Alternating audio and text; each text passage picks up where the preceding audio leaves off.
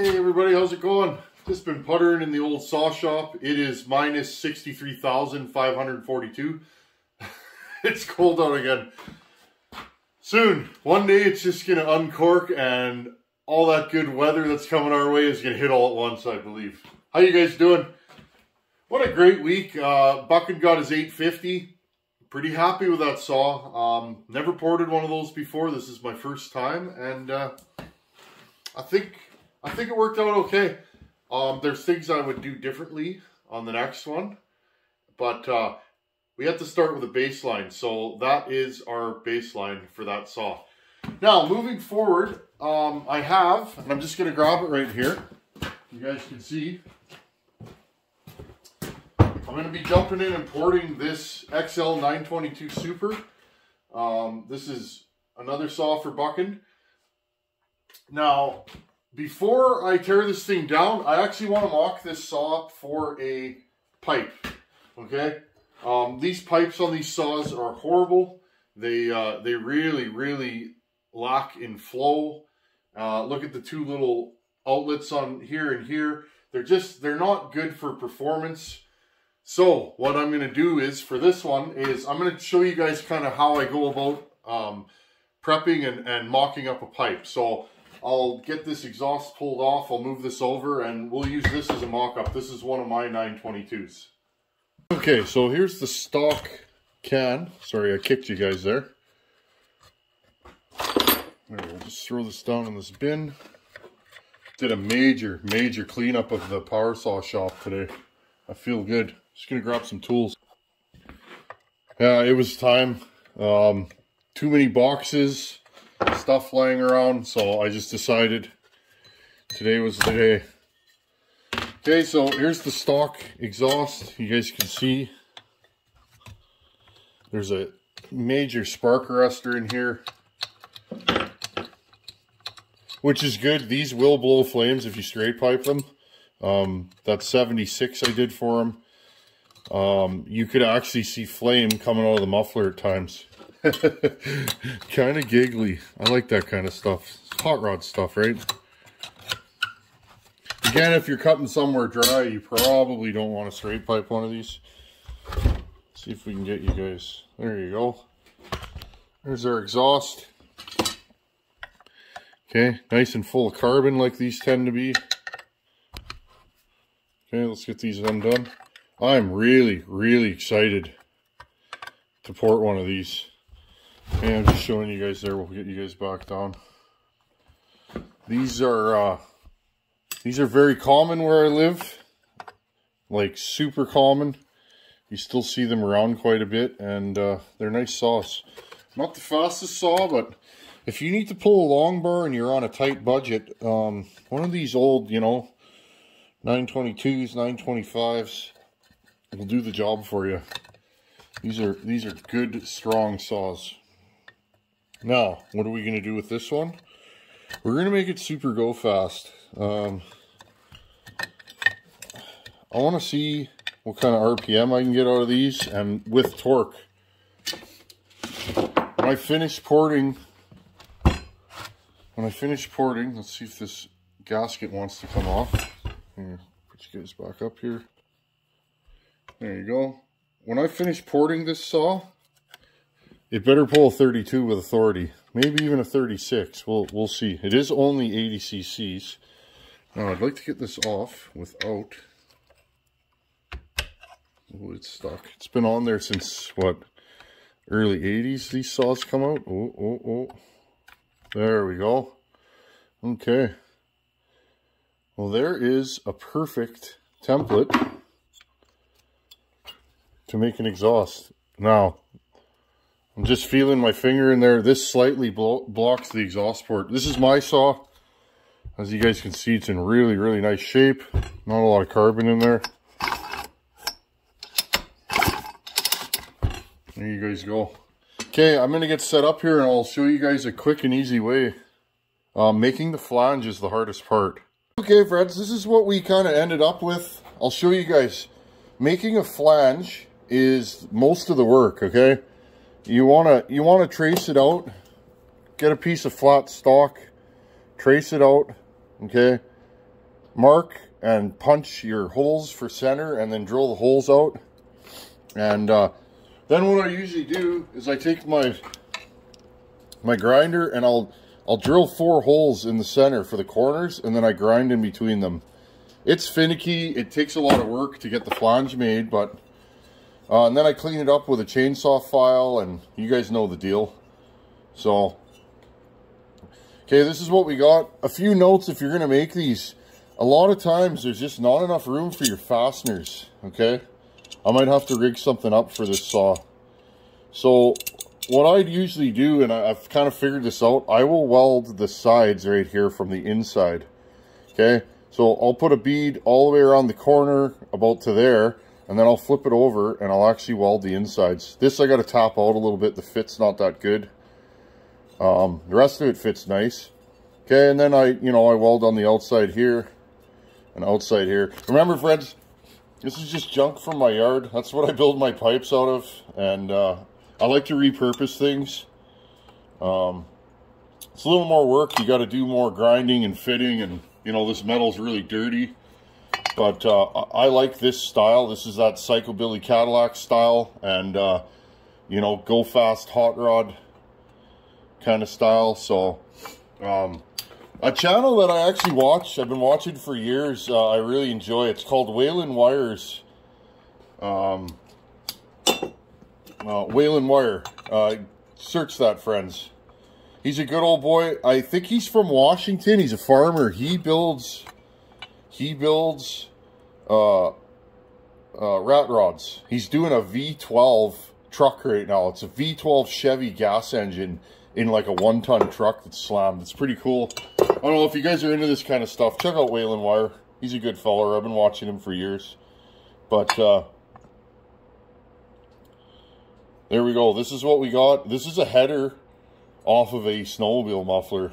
It's really big, but I think we can do something with this. If it doesn't work, it doesn't work, right? We're just puttering. I have an idea for what I want to do on this saw, and I'm liking the look of this. So I'll hit you guys back up when I have some more to show. This is just trial and error. I just want to get this mocked up today, and then I can pull Buckin's saw down and inspect it.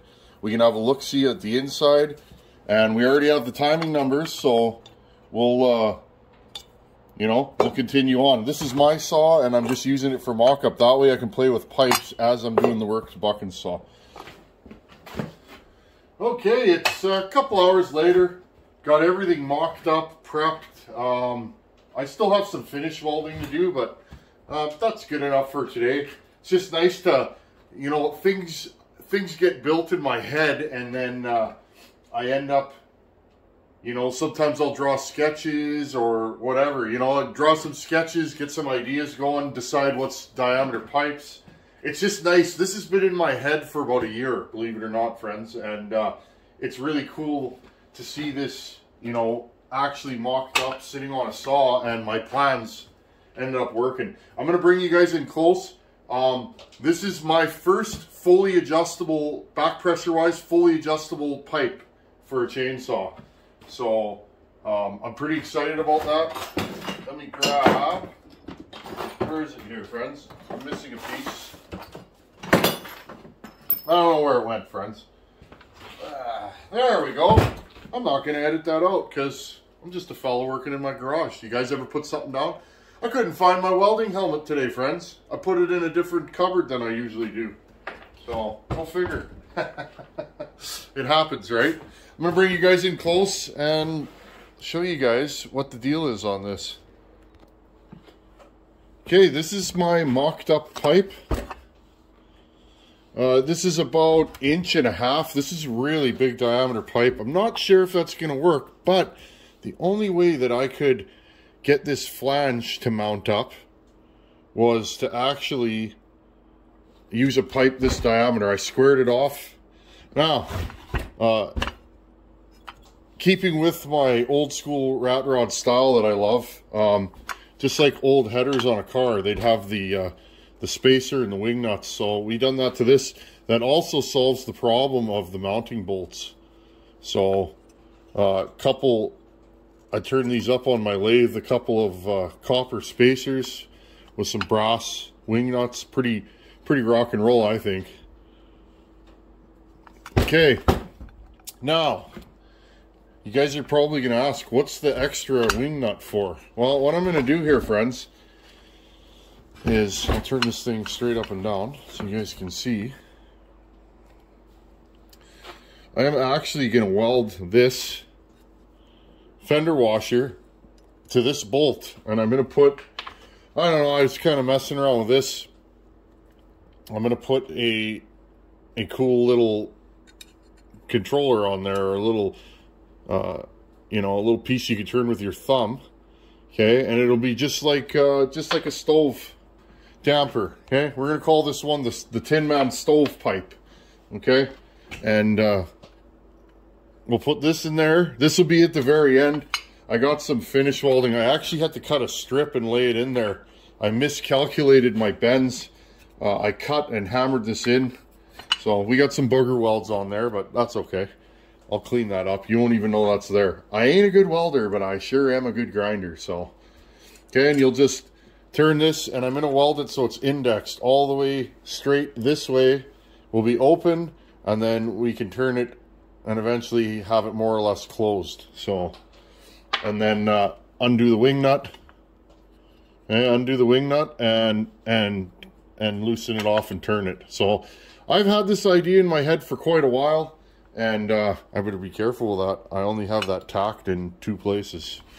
Okay, I'm going to pull this pipe off and you guys can see it off the machine. Okay, here's our pipe. This is actually a tube off of a can for a sled. Off, oh, what is it? Articat 600. Like a 2000, 2001 600 Articat. I had a can for it laying around. Okay, I beat this square so that it perfectly fit. Now I'll go in here after and I will adjust this so that there is absolutely nothing blocking the exhaust flow. Okay, again, this is just tacked here and here, so I got to be careful not to break it off. I might actually cut these welds. See how that's not exactly straight? There's more room here than here. I might actually cut this off and just move this slightly that way. It's all in the finished product. You guys can see it's kind of ugly in there. Welders out there, be nice to me. I'm just kidding. You welders out there know I ain't a welder. I don't pretend to be one. Just a fella playing in his garage. Okay. So this is about a 1-inch pipe right here. And then, like I said, friends, we'll take this fender washer, stick it in there, hold it, and then see if we can get it to focus. Stick it in there, and I'll climb down in there with my welding apparatus, and I'll tack it in. I'm probably going to cut something to make a pipe that goes over here, because otherwise it's going to be almost impossible to hold that in there. And then we're going to cut this down to probably about there. Just give it a little bit of space so that when this thing's sitting on the ground, pop, pop, pop, pop, pop, pop, pop, you know, and it blows the dirt. This is a modified version of those really crazy Pioneers that the Iron Horse builds for bucking. He did something like this. I think he used a piece of an old Chevy header or something. And those pipes seem to work good. So I figured, why not try it on a home at night?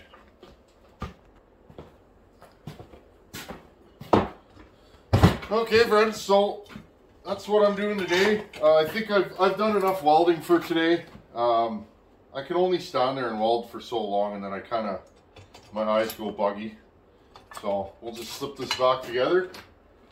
And there you guys go. This is literally, and I always say this, you don't have to be fancy to make horsepower. You don't have to be fancy to port saws. Use what you got, friends. Work with your hands. The coolest things I've ever seen built were built in garages generally by guys just puttering. Some of the best motorcycle builds I've ever seen were built by guys in their garages. You know, this is that vintage go fast hot rod style that I like. And this is a Psychobilly Cadillac. Negatory on the cost of this machine, Red Rider. You might say that I just went to the factory and picked it up. Cheaper that way. Think about that. So, there you go, friends. This is my saw. In the next video, I'm going to tear apart Buchan's 922, have a look-see inside, and start charting out what I'm going to do with it. I have never been inside one of these, so this is going to be my first go. I would like, hopefully the piston's a little longer on this. On those XL76s, like the one Buchan runs that I built, those are, they don't leave you a lot of room for anything. They have loose squish, short piston skirt. The piston's heavy, but it's really short, and it's a little bit, it could be a little bit tough, friends, but I figured I made that one go fast. So I have exactly 20 more cc's to play with in this one. I think this saw is going to be just rowdy. This is the first step. I might actually build one more pipe. I have another design in mind.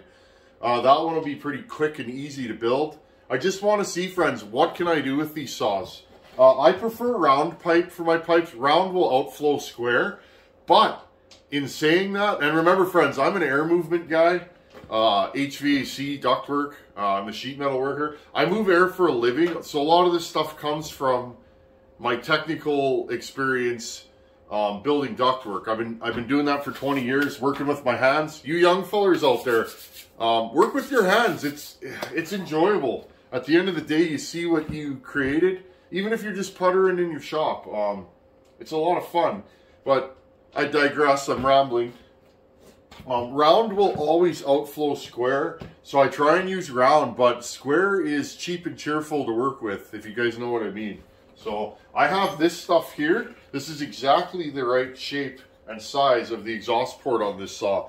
I could literally make a flange, center this, and weld it. This is exactly the exhaust port. So I might do something with this square pipe. I don't know, maybe curve it around. Maybe I'll make like a modified pipe like Buchan has on his, what is it, 394. I think that's the bear claw pipe. There you go. And maybe I'll do something like that. I don't know if I have the space up and down, but I might be able to make a bear claw style pipe fit on this saw and see what that does. I'm just intrigued by this stuff, friends. If you haven't piped one of your saws, try it. When you get the right pipe rocking and rolling, you will feel the difference. Throttle response and pull is what I find. I didn't understand until I started building pipes. The more pipes that I build, the more I kind of get it now. And the right pipe on a ported saw is magical. You can feel it instantly. So anyhow, friends, I think we've done what we need to do. A little bit of a shorter video today, but you know, go out in your shop and work on stuff. It's a lot of fun, and I don't know, this is cool. Look at that thing. It looks like a banana. Anyhow, friends, as always, thanks for hanging out in the shop, and we'll see you guys in a couple days. Thanks for watching. Take her easy. Later.